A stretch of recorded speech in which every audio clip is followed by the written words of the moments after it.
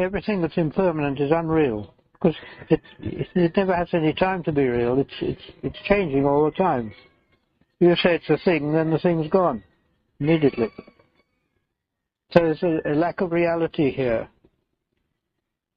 But everything is moving, and because of that we can experience it. We can experience movement and see things and so on. Although we never actually get at things. They're always separate from it.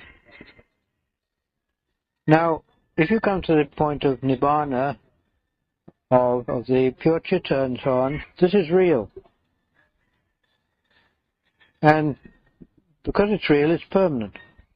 There's no change in it. Now, because of that, one has the saying that what is impermanent is unreal, and what is permanent doesn't exist. What is real doesn't exist. But that real, although it's not existence, because existence means sensation, experience, it is the reality. Now, this is difficult to understand. I'm afraid we have to get into metaphysics here. Now, the chitta, in that state of emptiness, can take on any characteristics. It's unlimited, it's free. And in fact it does. It takes on the characteristics of the kilesas. And then it has an apparent movement. But its reality isn't affected. I don't know if you can understand that.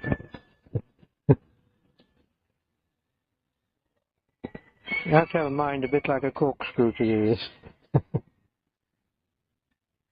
We can't say that we haven't got a self because we made it. We refer to it. That reference creates it, in fact. The self is there. And I think the self is the kilesas. That's all. I visualize it like one of those whirlwinds you get in Texas. You know, they come buzzing across the plateau, the plains there, and damaging everything, whirling around, and being an absolute nuisance altogether. But when you come to look at it, all it is air, nothing else. And if the thing stops whirling, where is it? You can't find it. In other words, there's no substance in it. There's no entity there. Its existence is that whirling. Existence is the dynamic movement all the time. And the self's like that.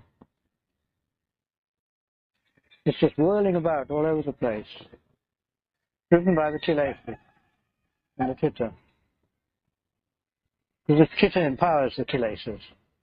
It's the one that gives the power to them. And the kilesas are rooted in it. So it tends to go in the direction of the kilesas all the time. And it's like a whirlwind then. But one can't say there is no self. But certainly there's no entity of self, no permanent self. Nothing you can sort of cut out and find and say, there it is, like that. Well, but how does the function of awareness fit in with this? Sati, I mean, with the self and the emptiness. Often I associate when I have awareness, it corresponds to a sense of self. But when you talk about the pure chitta, if I understood, it's also coming from... The pure chitta is for the Arahant. Okay. So with the quality of awareness there? There may be or there may not, because the Arahant doesn't need these things. The Arahant doesn't need to be mindful. These are all training. You can see in the suttas that the Buddha set up mindfulness before him. Now, if he was always mindful, why was it necessary to set it up? It means he wasn't always mindful, because there's no need to be. The Arahant's done the job, and he can sit back and relax. He can put his feet up and take it easy. Well, how can you say pure chitta? Is it the same as Nibbana? Yeah. It's there all the time, but it's covered up. Describes I've heard the simile of like steps of the sala. Yeah. The simile of steps of the sala for an Arya Pugala, and the first stages of the first steps, like Oh, yeah. you see the sala, but you're not in there. And the Arahant is when you've actually put big stuff in the land. Yeah. And that's, I had interpreted that as that only an Arahant can fully experience Nibbana. Yeah. The thing is that the nature of Nibbana is emptiness. Now, when one has consciousness in this world, we can't become aware of emptiness. So we can't know what it is, because we're aware of things, feelings, sensations, and everything we know is apparently separate from us. In other words, there's a duality. There's the one that knows, and there's the thing that's known, or perceived, in whatever way. And we never get into contact with the things at all. Because of that, we're always in a sort of half state where we want things, but we can never really get them. I mean, somebody wants a motor car, so they buy it, and then they say, I've got it now. But in what way has it changed? Nothing changes. All that changes is the idea in the person. Car is just the same. And to say that it's mine is just a way of speaking. It's a social way of thinking. That's all. Because of that, one really has no possessions. It's only that one thinks one has. One really hasn't got a body either. The body doesn't belong to one. It belongs to the world.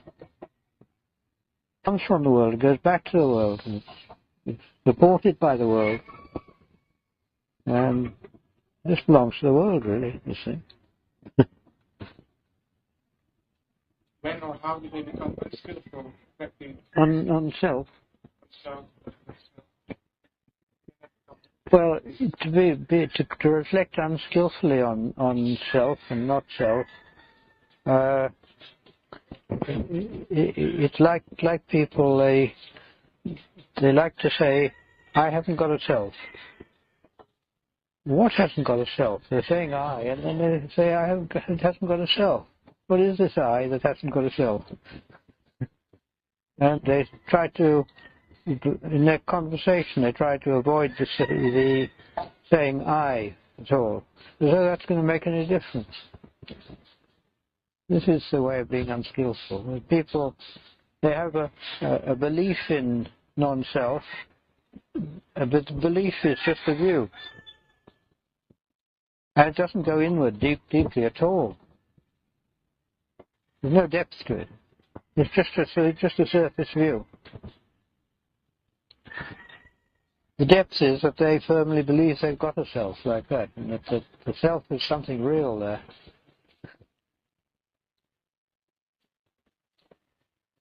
But the thing is, if you look in Buddhist publications, many books as well, they say no self.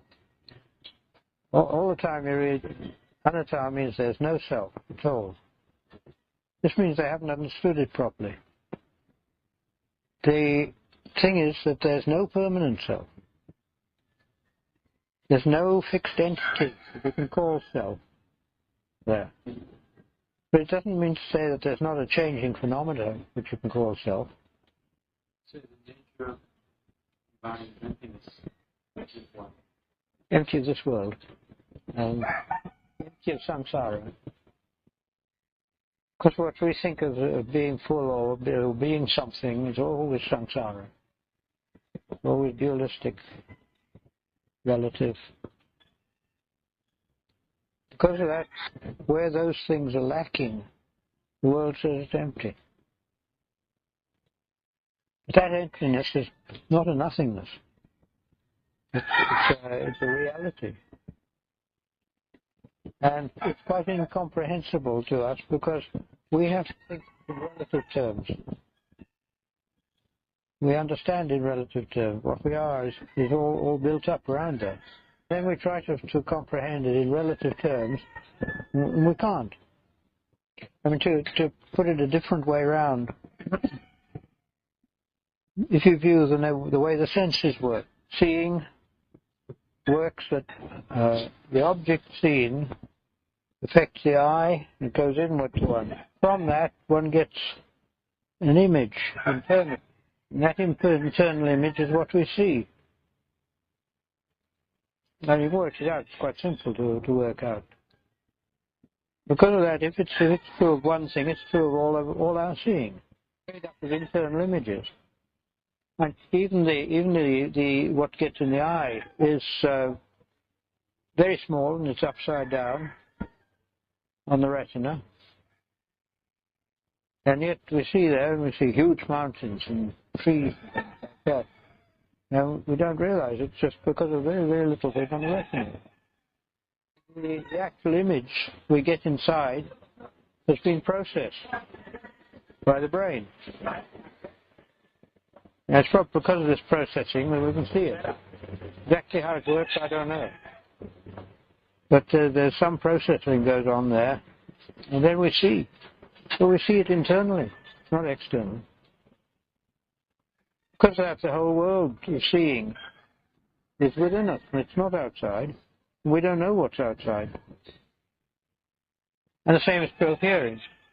Hearing out there, there's just vibration, and that gets into the ear, and then it gets into culture, and those little hairs inside excite the auditory nerves. That goes to the brain, and then in some mysterious way it processes it, and we get those strange sounds that we hear. And really speaking, all sound is within us, not outside. Well, same with the other senses. I mean, smelling and tasting are just chemicals, but they become smell and taste when they get into it. Feeling is the same, it's just contact or variation of temperature, things like that. When it gets into us, it turns into feeling. Because of that, our view of the world is a very special view, and it's a personal view. We can only view the world from ourselves. We can't view it from anywhere else. Even if we try and put ourselves into the position of someone else, that is all that happens, is that becomes our view at that time. So that we see the world entirely from our own view. And we see everything internally as well. If you look at that, that lot's pretty empty. Not much substance in it. There's a person, and he was looking at a room where there's a dividing wall and two doors. The doors are open, you see, in the wall there. Now he sees a ghost going from this room through the wall into that room there. If you think that ghost, you see, you saw the ghost going through the wall into the next room. Now, either the ghost is real and the wall is not, or the wall is real and the ghost is not.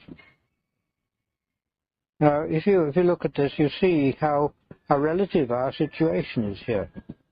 It's like that. I mean, if you go out into towns and you look at a lot of people walking along the street, how do you know that they're all real people?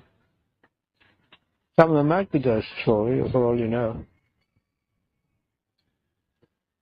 The trouble is that we've got a fixed idea of our own reality.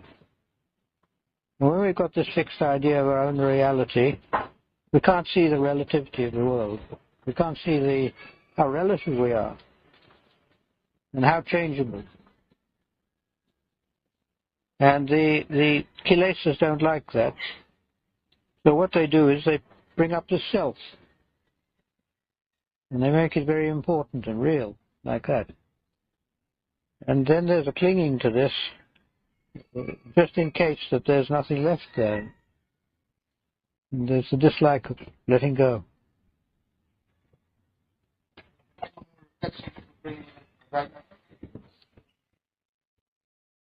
I would say that the thing you've got to get is some experience, even a little. Then you can recollect that and think that you must work to get at least that in the future. This can help to bring up effort. The trouble is, it's difficult until you have had some good experience in practice. Because until then, it's hard slog, hard work. And the developing of determination is something which is not easy to do. Not when you are trying to do it on meditation practice. On other things, yes, you can become determined. I mean, if you play football, you can be absolutely determined to win and to get that ball into the goal. But I mean, there's kilesas behind that. If it's anything bad, it's very easy to be determined. But for good things, it's not. I mean, you think a cat looking at a mouse is almost in samadhi.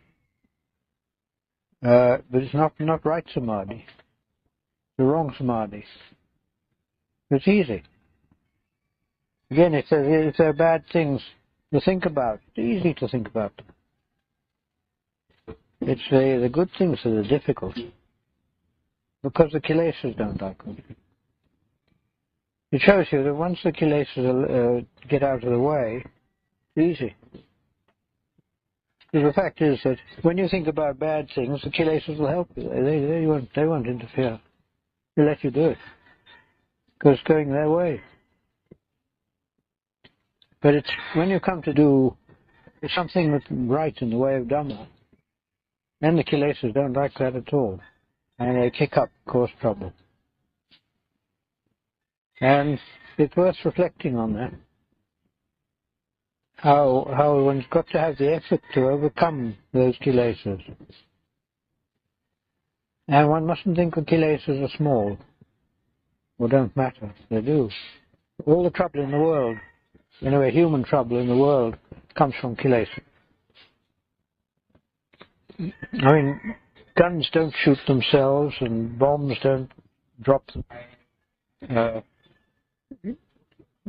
People don't torture themselves, not mostly anyway. But all these things happen when people have kilesas.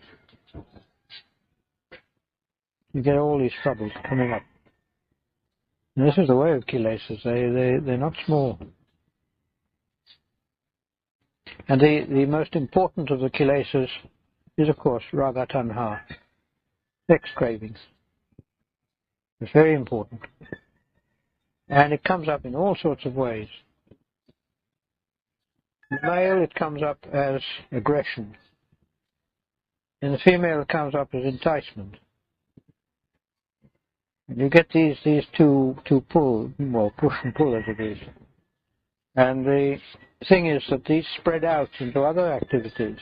And you get aggression coming up in business, in war, in sport. All over the place you get these things coming up. These factors, which come from raga tanha, they're very important in human beings. In fact, I would say raga tanha is probably the most important group of kilesas in the human being. If one can overcome that, raga tanha, then you're okay. You needn't worry. Because that's an agony. Raga tanha is all sexual things. You can't fix any real boundary, because when you come to investigate this and look at it, you'll find all sorts of things you never realized before were raga tanha. And the way the human mind thinks is symbolic. It uses symbols all the time, and the sexual symbols they're all over the place. And people use them, they don't even realize it. Somebody who's learnt to see, they can see things that people do, and the symbols they have, and the way they talk, and the images they have, and you see they're sex symbols, half of them, anyway, or more. But they don't see it. People don't realize it. They don't realize the way they work, that's why. There's an advertisement. They seem to make a purposeful tactic to make things sexual. Oh, yeah. They're very conscious of what they're doing. People's kilesas. Yes, yes. Yes, you can see it all over the place in adverts. Yes. Quite true. Is that why body investigation is emphasized? Yes. The body contemplation and the asupas. The asupa contemplations are the ones to deal with sex craving. If it comes up, the asupa contemplations are the antidote. They're very effective. I've asked this question to many people before, but I'd like to hear your answer to this in terms of arahants. Seeing from a Western sanya still have addictions, like whether it be betel nut or cigarettes. Can you explain this? I'm sure you've been asked this a million times, but maybe you can explain this so it'll sink in, because it still seems like there would be desire in my perception is that arahant is free of desire. The first thing is that one has to realize what is the arahant. The arahant is a pure chitta. It's not the body, it's not the mind. Pure chitta. And the person who's attained that, kilesas have gone. Because of that, if they happen to find in body that, say, chewing betel nut helps them to sharpen the mind a bit. And often it's used to sharpen the mind if one wants to give a talk. I don't take the stuff; it just knocks my hell out of my mouth if I take the stuff. But I know Ajahn, he often takes it, and it is a stimulant. And it's used. It can be quite useful as a stimulant like that. As to tanha, no, it's not tanha. But if there's nothing to stop an arahant getting pleasure out of something. Some things give pleasure and some don't. And if it brings some pleasure, well, why not? He's done his work. He's got through. It doesn't have any effect on the chitta. It's only on the body and mind, that's all. The chitta is pure. In other words, when the arahant has become arahant, he doesn't need to do any more training. He doesn't need to cut out these things that a lot of people think are bad. Start chewing betel, thinking that it would be a stimulant my meditation. But I suppose I had so many classes and I became a Dharma teacher or whatever. Would that be recommended or not recommended? Regardless of me being an arahant. From my experience of betel nuts, I wouldn't recommend it. Well, I used to smoke, but that also I wouldn't recommend because medically it's known to have disastrous effect on the body, and one might need this body a bit longer to try and get free. Ajahn says with smoking, he says that if you smoke, you may smoke. That's all right. But if you give it up, you mustn't start again. That's what he said. What is it that It's more, I think, because for the kilesas there probably is tanha there. I know about 33 years, 30. I was in Lopburi, in Wat there, Lopburi, and I was smoking at the time. And I went up a hill.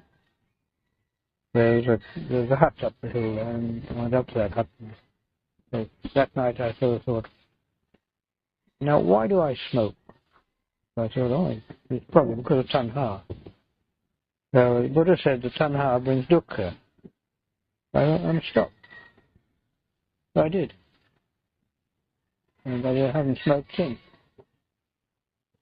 I'm not saying that it's logically as easy to give up smoking as that. But I thought a lot about it, and many times that I should give up smoking, of course. I mean, most people have who smoke. But this time I stopped. And the thing is, if you give up smoking, it's not so much use just stopping smoking. That's not enough. You've got to give up the idea of smoking. And because of that, anybody who gives up smoking should then not even think about smoking. And if the thought comes into the mind, turn away from it quickly. And by that, you then quit smoking both externally and internally. And that is the way to do it.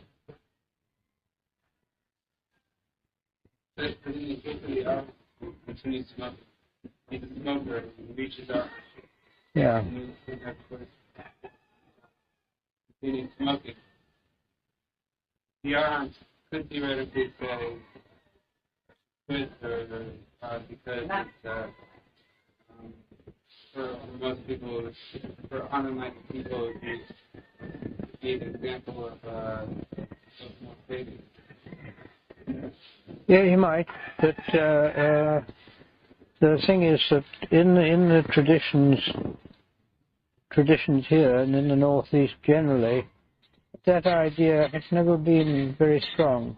The cigarettes they smoke here are usually these local tobacco, and you just roll them up and smoke them like that. So they're not stuck together or bought. That's what it was like. I mean, nowadays I don't know, but in the old days they had that. And this was normal. I mean, just people smoked. And there wasn't any thought of why one shouldn't or anything of that sort. And also, they never had the attitude, which is very prevalent in the West, of anything that's pleasant being bad for you, being sort of evil. This is very prevalent in the West. All pleasures are in some way evil. You mustn't have pleasure. It's sort of Calvinist attitude. And the thing is that things like smoking, I mean, they're not particularly evil. There's nothing evil in it. It doesn't have any very damaging effect on the mind, even if it does on the body. I mean, there are various questions like that that come up big in the West. Why do you eat meat? Of course, the obvious answer is because one's hungry. But the thing is that they think that there's something fundamentally wrong in eating meat. But the precepts never say you mustn't eat meat. They say you mustn't kill. Killing and eating meat are two very different things, because the killing of an animal requires very definite volition, and a type of volition which you've got to bring up to do it. When you eat meat, that's completely absent. The meat is not an animal. People always say, oh, but then the animal was killed for you see. And, of course, if the bhikkhu knows that it was deliberately killed for them, just for them, they mustn't take it. That's in the rules. But if it's just bought in the market, the point is that you can't work back from cause and effect in that way. It's not karma. There may be cause and effect in it, but there's not karma. And the whole thing is that things like eating meat don't. And that's our purpose. Well, I have a question about staying with the teachings of the Taoic tradition, especially as a young monk. You know, as a Western Sangha, we have exposure to a lot of background about Western ideas, Yeah. and then as well as other Buddhist traditions. Yeah. There's a lot of teachings out there, and some of it can be, inspiring, and some of it can seem to be very similar to teachings of Lumda, Lumpocha. What do you suggest about as an approach to work with this, all the available teachings out there? Also things like therapy and other more extraneous teachings. Therapies and things are not very helpful in the way of developing Dhamma. They don't help much. There are people who go in for it. I mean, quite a few bhikkhus develop some skill at massage, for example, that sort of thing. But those can be picked up without too much difficulty, and not much learning is required. But to go very far into therapy, it's going to cut into one's meditation and won't be helpful at all. As to other things, the teachings of other religions, well, the thing is to look and see whether it's right or not. Where it's right, it's right, and where it's wrong, it's wrong. That's what it comes to. I mean, you can find some wonderful accounts of the old teachers in Christianity in books like the Philokalia, which is the Russian Orthodox Church. And they went off to the forest and they practiced in the forest, and they were real good people. What they actually gained, I don't know, but there's nothing wrong in what they were doing. It was very fine what they did. And I mean, they had the thing of the forest. They went off to the forest, and they probably started up, and then one or two people would come to them, and they worked that round, and it got bigger and bigger, and they started building a monastery around them. In the end, the teacher had to go off somewhere else to get away from it. They had to escape. And this is the way it was there. No, there are some very, very good accounts and good teachings in things like Christianity and some of the churches and so on. It's one doesn't say it's all correct, but I mean it's good. And a lot of it is correct. And there's nothing wrong in having a look at that and learning from it. Because, I mean, you could find some of these old Christian fellows, they're so full of zeal and energy. Oh, I don't know how they did it. But really they were full of energy in their practice. I mean, Suzo, who sort of went on lying on beds of nails and things of that sort.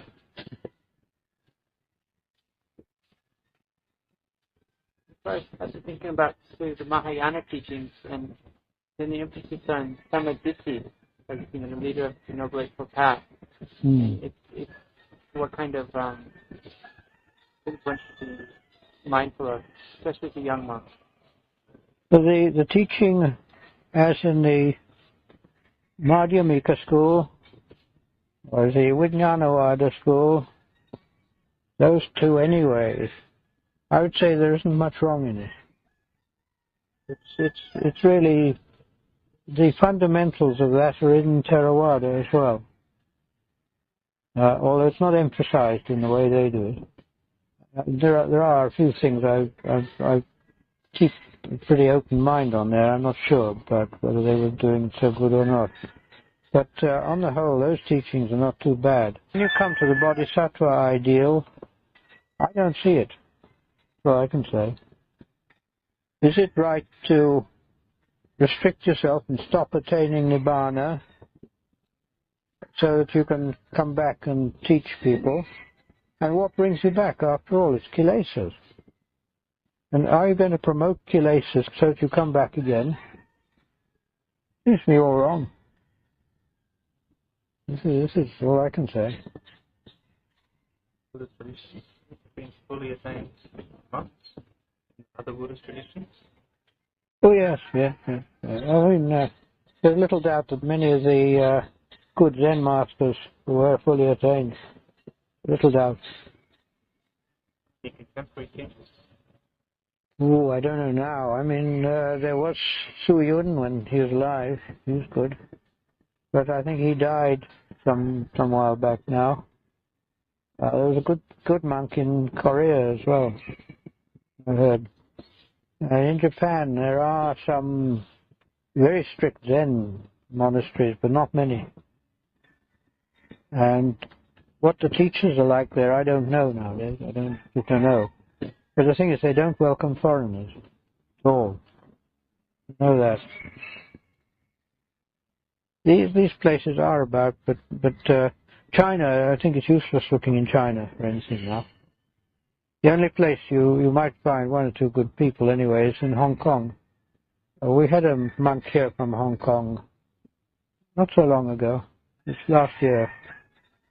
He was a very nice person, very, very ready to listen and talk and discuss things. He got on very well. I mean, he was Mahayana, but it didn't make much difference. You say that the arhat is not the same as both substance. The arhat is the same so here it is. That is not the same. No, because the Bodhisattva makes the vow that he will keep coming back to rebirth until all beings are enlightened. Now, there's a get out in this, because when you have attained enlightenment, the only all beings one can know are in one's own mind. And if you're enlightened, then you're enlightened all beings.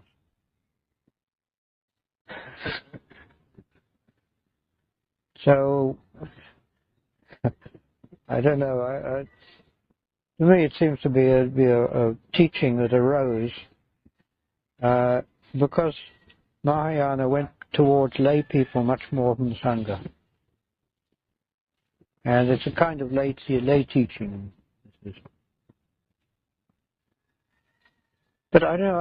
I mean, I think the obvious thing to do is to say, well, I've got kilesas. These kilesas are the trouble. And I've got to get rid of them.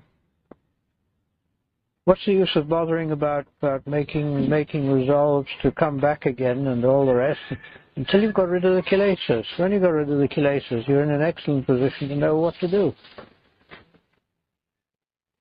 You're free then, you know. You know what you should do. If there's any coming back to do, well, you'll know about it. And you'll arrange it as you will then. But the thing is to keep in mind that the one thing we must do is to try and get rid of those kilesas, and that's what the whole thing's about. Well, I had some experience practicing in the Mahayana tradition, and I've often understood the Bodhisattva vow also to be expressed as one tries to realize Nibbana is directly accessible in this life, and that is the way that one most helps other sentient beings. But not necessarily to envision oneself being reborn and reborn and reborn, but to have the most direct path in this present existence. Well, that's reasonable. So as to, that's the way that one can most help others. Yeah. But the general way they put it in Mahayana isn't like that. It's very cryptic. Yeah. It's coded somehow. Yeah.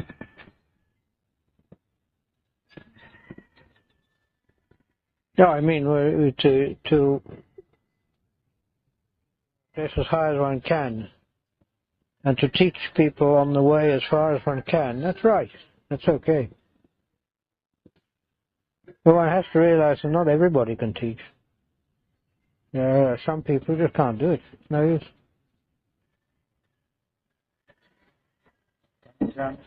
And what we can do is this Kilesa, we can this before.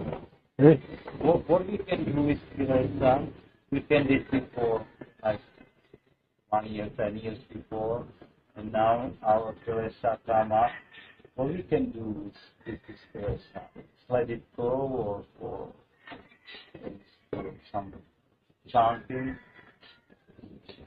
It depends on the nature of the kilesas that come up. They're all types. and they come up in subtle ways to catch you when you're off guard. But the most important thing to overcome the kilesas is mindfulness. I don't think there's much doubt about that. Mindfulness is the best tool you've got. If you develop mindfulness, that will automatically tend to show up the kilesas all the time. And when it shows them up, you know where they are. You're watchful. And they can't easily get a grip on you then. One thing to realize there is that to overcome the kilesas,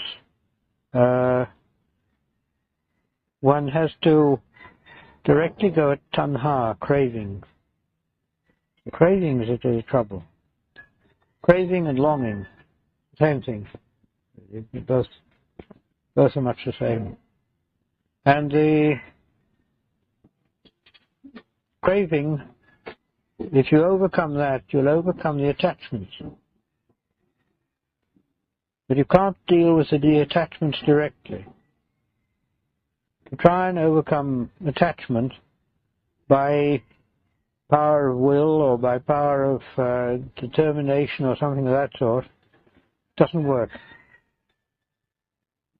The way you get rid of the attachments is by getting rid of the cause of them. And the cause of them is tanha, craving. You see, it's in the Paticca Samuppada. You get rid of the tanha is the conditions, the arising of attachment. If you get rid of the tanha, the attachment can't arise. And if you want to get rid of the tanha, you have to watch the feeling, because feeling is the condition for tanha. Now that is a very important point, because exactly at that point you can put a barrier between the feeling and tanha. And the feeling is just feeling, it's a result of the past, the result of karma. Whereas the tanha is new karma, they're creating karma. And if one can turn away and stop that new karma coming up, then the situation gradually gets better. But it doesn't show the way to do it in Paticca Samuppada. It tells you what happens, but it doesn't show you the way to deal with it. The way to deal with it is that you've got to learn to find that feeling, look at it, and see how that feeling gives rise to the tanha. To give an example, now, first of all, you see something, perhaps, or you hear it, or whatever it is, and then, based on that, the feeling arises, an unpleasant feeling. And that unpleasant feeling, we call it the feeling of hate. But the feeling of hate isn't a hate. No hate in it. It becomes hate when we start thinking. And we start criticizing or blaming or whatever we do. That's where the trouble comes, in the thinking. The feeling of hate is an unpleasant feeling. Now, it usually occurs down near the solar plexus somewhere.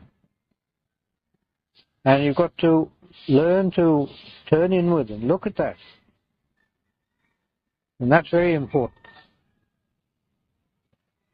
If you can look inward and look at it, and you don't let it get out, you don't let it escape and turn into bad thoughts, then you defeat it. You defeat the kilesas there.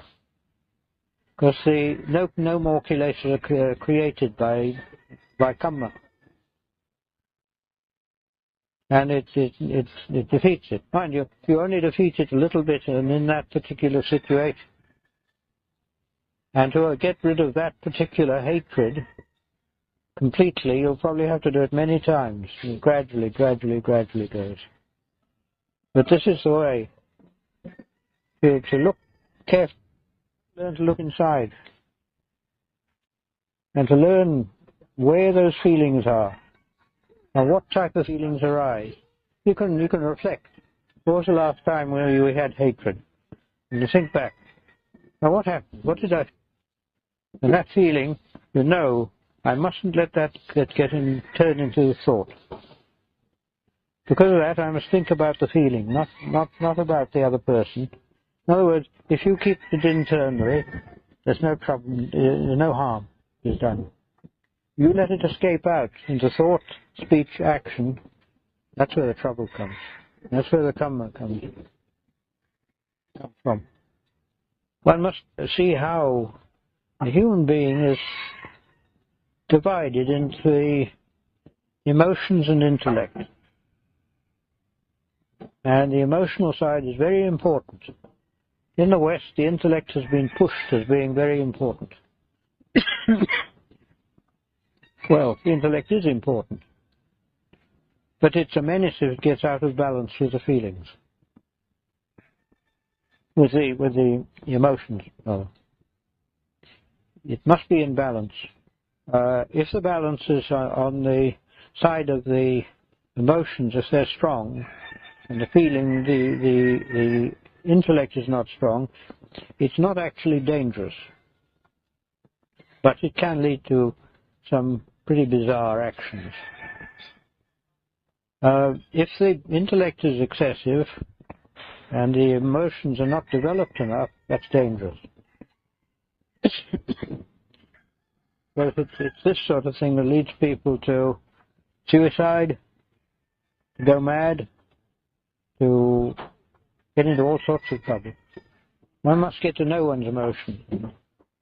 And the way to develop the emotions in the right way is, of course, the way of samadhi. Samadhi is the way to do it. Samadhi practice. The intellect is the way of wisdom. But samadhi first. Intellect second. And by samadhi practice, you refer to meditation? Oh yes. All training the mind to restraining the mind, preventing wild thoughts, wayward thoughts, developing mindfulness, all those sort of things. So with samadhi, what advice do you give with say the emphasis on the balance with, say, vipassana? Should one really strive for deep samadhi, say, vajra, apana samadhi, before putting much work on vipassana? Yeah, I would say, yes. It's best to develop samadhi for quite some time, until one has at least some experience in it. Then you can gently turn sometimes. It's best also to keep your practice more on the samadhi side of it, and at other times turn and investigate. Investigate the body, look at it,